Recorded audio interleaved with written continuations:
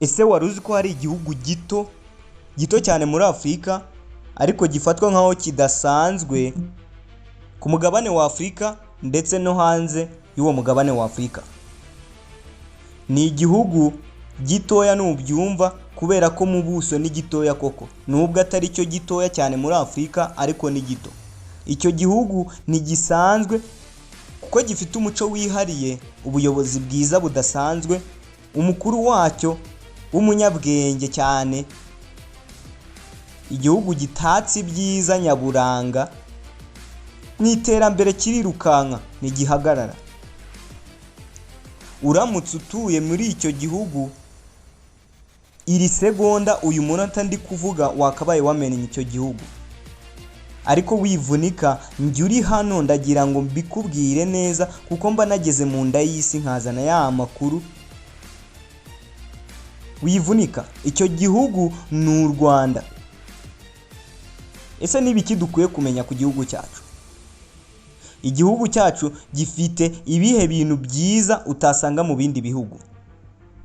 Njye di MC Clement wabateguriye iki kiganiro, reka tubyumve. Igihugu cy'u Rwanda ni gito koko muri Afurika.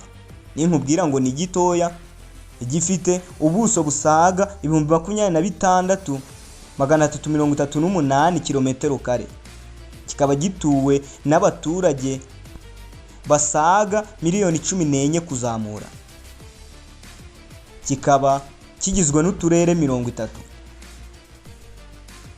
Igihugu koko ni gitoya kuko ugereranyije n'igihugu cya mbere kinini muri Afurika aricyo bita Algeria, kuko cyo gifite ubuso busaga miliyoni 2,381,741 kilometero kare. Ubu buso bukubye inshuro 90 igihugu cy'u Rwanda. Urumva ukuntu kingana iki gihugu?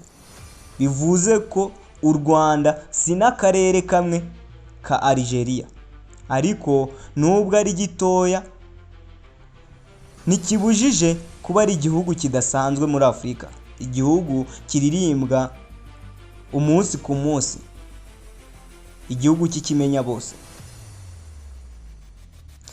I Rwanda ni igihugu giherereye mu mutima wa Afurika, aho kizengurutswe n'ibihugu 4 by'ibituranyi: Uganda, Burundi, Tanzania na Congo.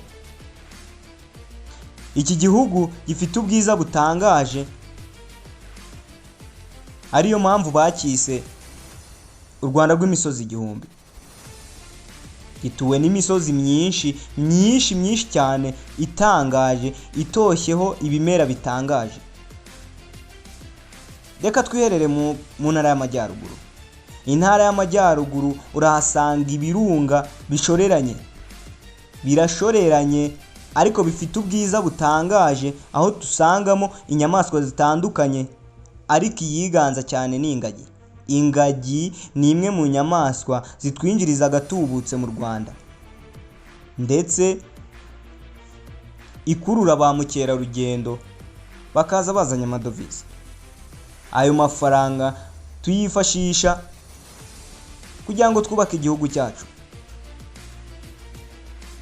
Kandi iki gihugu cyacu gifite amapariki agiye atandukanye, harimo nka pariki ya Nyungwe iherereye mu ntara y'Amajyepfo, ifite ubwoko burenga 2,000 bw'inyoni, ndetse inkende n'izindi nyamaswa twita ibitera. Iri shyamba ukuntu ritangaje, ni ishyamba rimwe muri kuze cyane muri Afurika. Ntago ari ryo rikuze ariko riri mu yakuze. Tukagira Nyungwe National Park, Akagera National Park gacumbikiye inyamaswa zitandukanye: intare, inzovu, za gasumbashyamba zose n'izindi. Ndabararitse mu Rwanda, muze mudusure murebe ibyiza. U Rwanda kandi rugizwe n'amazi magari cyangwa se ibiyaga. ikizwi cyane ni ikiyaga kinini mu Rwanda, Lake Kivu. Lake Kivu iyo uyicaye imbere cyangwa uyegereye uba ubona nka bya biyaga bimwe byo muri filime, gifite ubwiza butangaje buhebuje, kikaba ari kimwe mu biyaga birebire mu bujyakuzimu muri Afurika. Iki kiyaga kikaba gikurura abantu benshi baje kukireba, ariko ibyo si byo birenze cyane mu Rwanda, kuko ikirenze ni abaturage batuye icyo gihugu. Abaturage batuye icyo gihugu cyangwa se Abanyarwanda bazwiho kugira umutima mwiza, kwakira neza abashyitsi, gukunda igihugu no gukora cyane.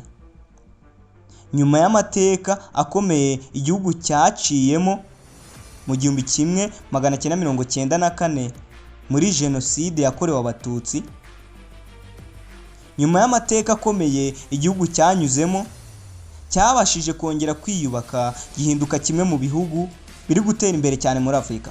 Uyu munsi u Rwanda ni igihugu cyuzemo umutekano udasanzwe, cyangwa se igihugu kitemba amata n'ubuki.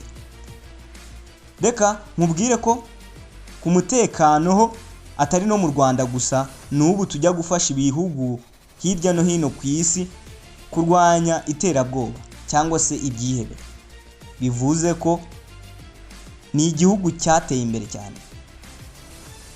Ukigera ku kibuga cy'indege cya Kanombe utamirizwa n'ubwiza bw'abari abategarugori b'u Rwanda, isuku idasanzwe, bigatuma uhakunda ukihagera.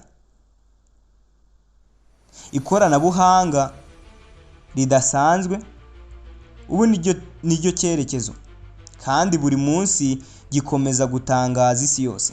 U Rwanda rutangaza isi yose uko bwije n'uko bukeye. Niba utaragera mu Rwanda, ushobora kuba utarabona ubwiza nyabwo bwa Afurika. Nimba utaragera mu Rwanda, bivuze ko utaramenya umurwa mukuru wa Afurika, kapitale ya Afurika ni u Rwanda. Iki nicyo gituma nkunda u Rwanda bitangaje, kubera umuyobozi wacyo, umuyobozi w'iki gihugu cyacu u Rwanda ni umuyobozi udasanzwe Imana yatwihereye, ufite ubwenge budasanzwe. Abenshi batatinya no kuvuga ko ari we muyobozi babona udasanzwe muri Afurika. Yego nibyo, natwe turabibona, ntasanzwe, kuko hari byinshi yatugejejeho bitangaje. Nge mwari muri kumva ni MC Clement Nyakugira ubutangwa, akomeza abateteshe. Imana ibarinde, ndabakunda cyane, murakoze.